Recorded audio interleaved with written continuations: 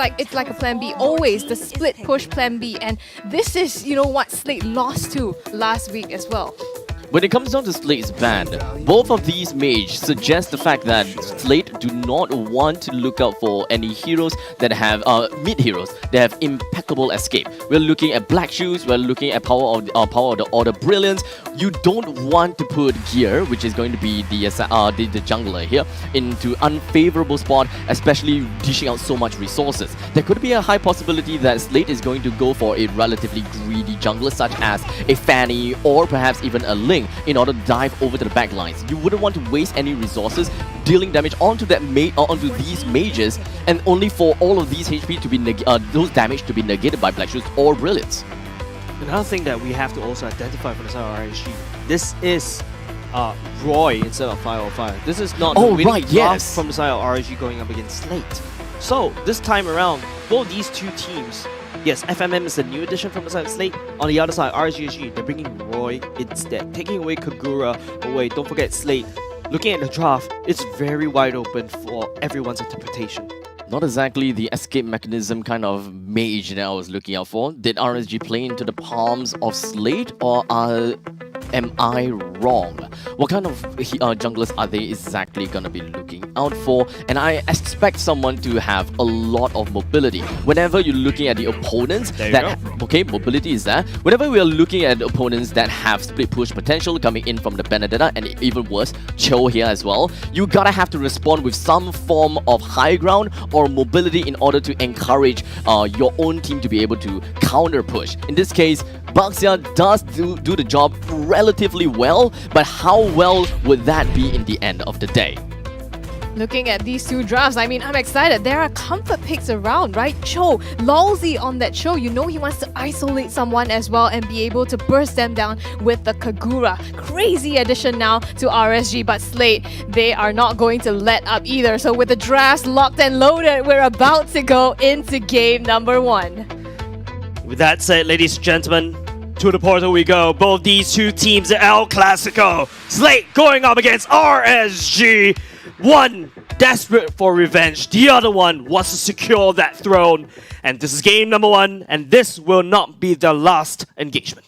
Well, El Clasico 2.0, new El Clasico, whatever that you will want to call it, this is the game that we are going to be looking for. And to, of course, hype up the game, let us go around the lineup and introduce the players that we have here.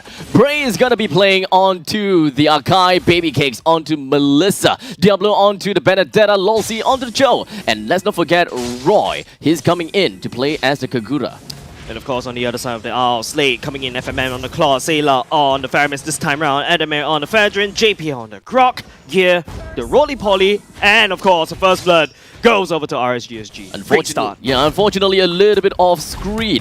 But looking at the fact that Diablo that is working onto the Unbending Will fought against Adammir and worked out pretty darn well against that Fredrin, that, I gotta say, there is some form of surprise there, but not too much of a surprise. We know that Benedetta's strikes are relatively painful, and we, at least I, for me, thought that there would be a lot more proxy going on about. But RSG, they are working their way to work into a more, conservative way of playing. Because naturally, by now, Diablo will be cutting the lanes. Yeah, and you talk about conservative, right? Abstract. Seilah went in for the Purify, a staple when you go up against, the likes of the Nakai. You Purify, you pop that Cult Altar at the same time. Oh, it's going to be Lolsie getting stunned up slightly, but just a high and by kind of thing. Both of these two teams don't want to commit because the turtle coming up in 10 seconds. Well, of course, like you said about a Purify, you're gonna have to get yourself out of clutch situations, especially since there is Lolsie, there is also gonna be an Akai that eventually pops you off in an unfavorable position, unable to pop off your Cult Altar. Looking at the emblems now, I did manage to talk a little bit more about the Unbending Will, moving onto damage and penetration onto the side of Benedetta, and of course, very likely gonna go for tank you side. Yeah, Diablo at the same time, it's going to be a burst coming out. Yeah, we'll be able to take down Adammir for now, but at the same time, it's just going to be pandemonium. Both these two teams just going to go all the way in. It's going to be Execute coming out from Adammir, taking down Roy. 2 kills going down. Slate will also secure the turtle. Quite a rotation coming in from Slate. When it comes down to RSG trying to secure themselves the turtle and of course really just compete against the opponents as much as possible, they are not exactly at that point in time that they could work that out pretty well. With gear, oh hold on a second, speaking of gear, Yeah, will be able to get out from away. Adammir, Diablo jukes it around. Adammir decides to just walk through the turret and just walk back out like an absolute Chad. But yeah, you know, rolling around, they secure the first turtle for now, which is a good start as well. But RSG, looking at the goal lead, heavily in the favor of Slate.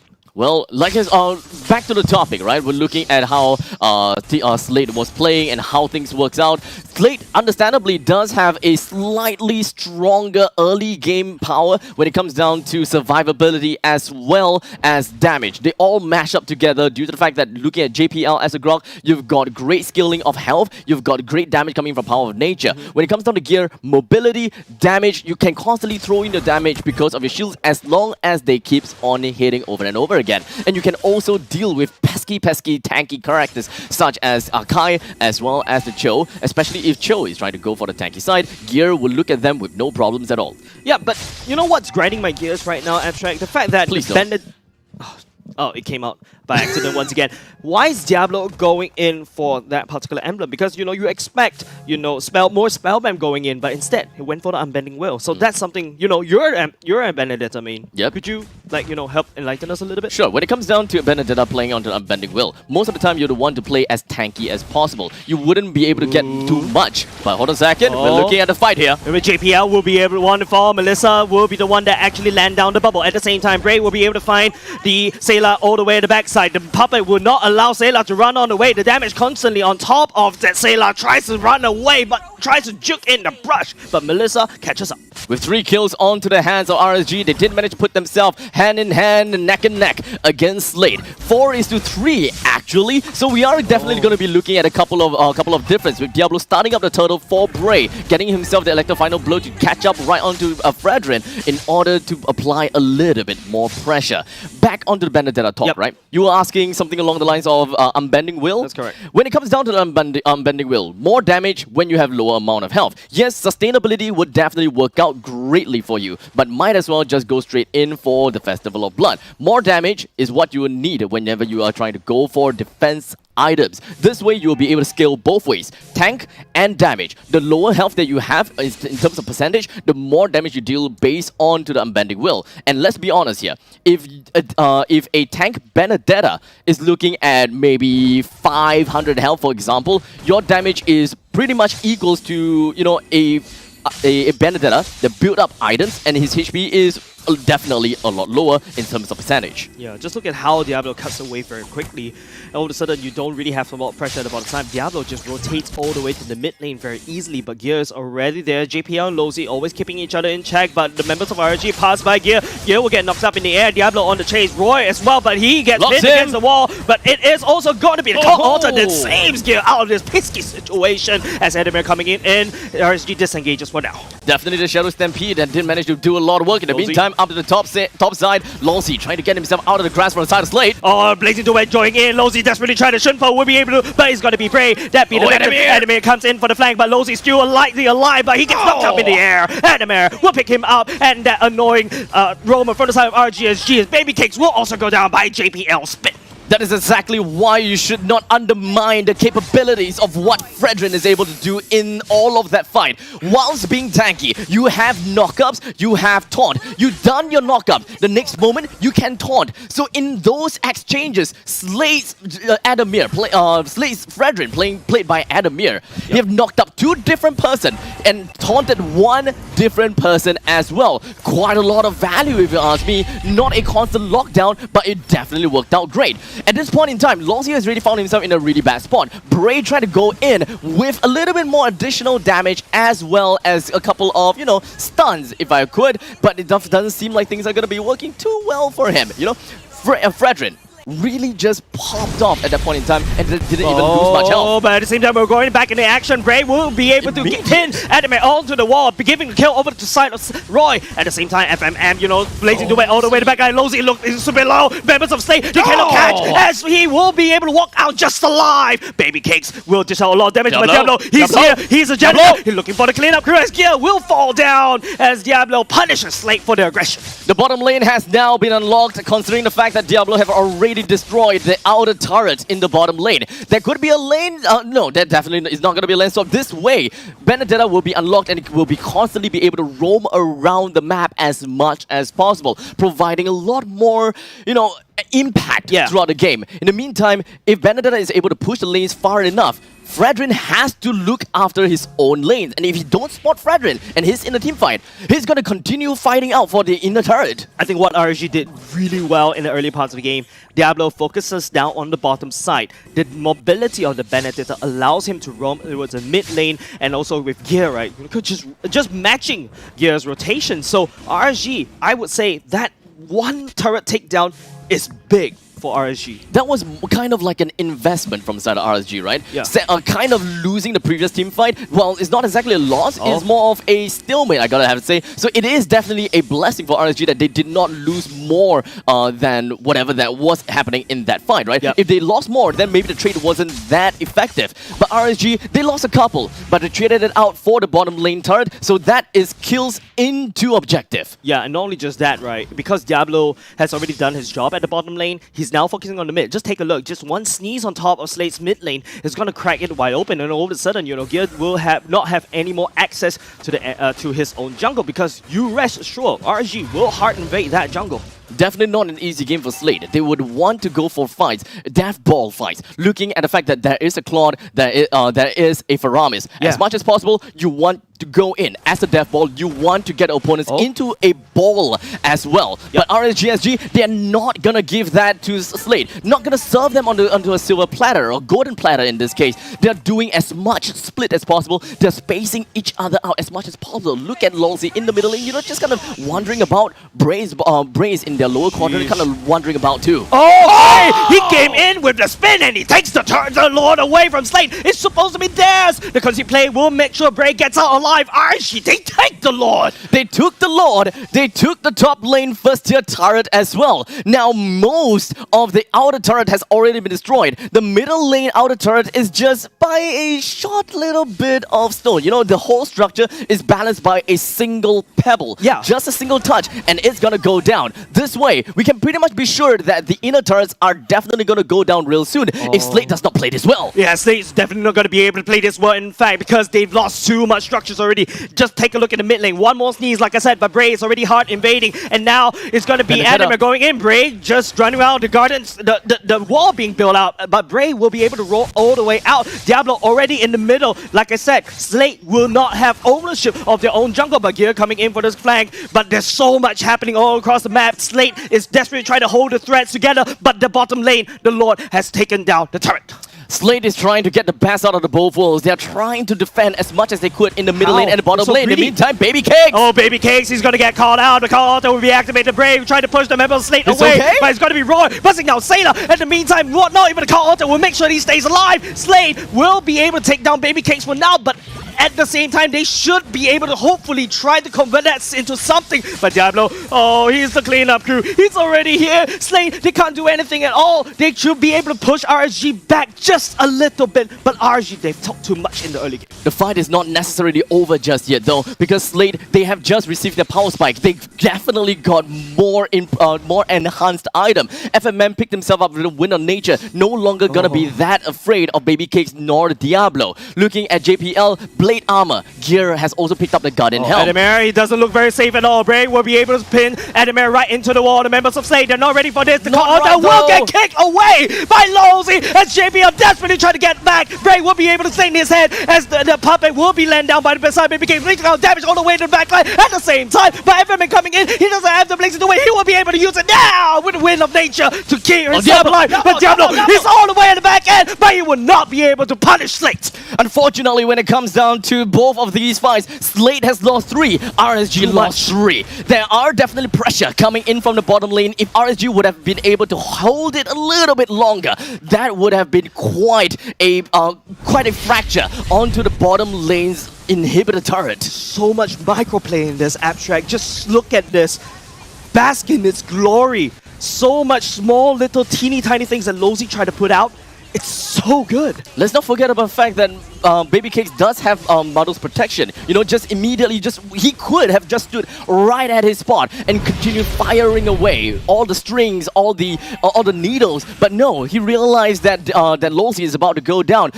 She relocated herself just so that she would bring the bubble with her. But unfortunately, what Lolsie was down from is from FMM, and FMM brings him down. Because you play going in, Lolsie will be able to knock it out. FMM gets kicked right back into the base. No more damage from the side of Slate. It's FMM desperately trying to chase, but babycakes, he will go down. Seilah will be able to catch it all on to win. Roy is already low health, and members of Slate will try to force the issue. And now, instead of actually chasing for the kills, they're pushing down the mid lane.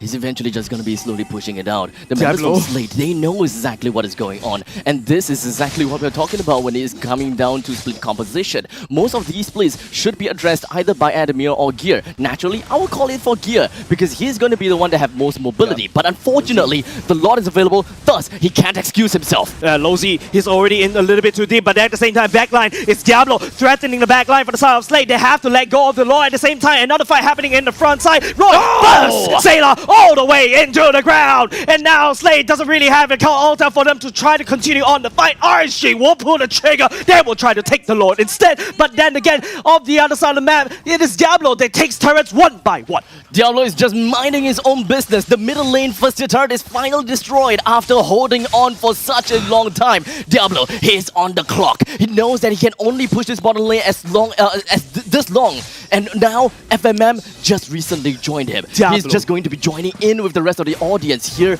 in the Lost Pit. Oh, Adammir, the taunt going in, but Roy will be able to burst it down. No more front line for the side of Slate right now. It's all up to JPL to try to hold the line, but the Muddles, the puppet, he's actually pushing out so much damage on the back line. At the same time, Gil will be able to try to survive, but the count altar coming in clutch. But BRAYYY, he comes in, pins Slate into the wall once again. FMM will be going into the back line. He shuts down Roy, but the Lord cut HP, but it's going to be Slate. No, it's going to be RSG Lord. And now Slate has to brace for impact. That is another Lord that is going to be credited over to the side of RSG. Yet another Lord that will be marching down the map, that will be putting a lot more pressure onto Slate. One thing that we definitely did not realize throughout the entire fight is the fact that the bottom lane inhibitor turret has even been destroyed. Diablo on this Benedetta created so much space since the first minute.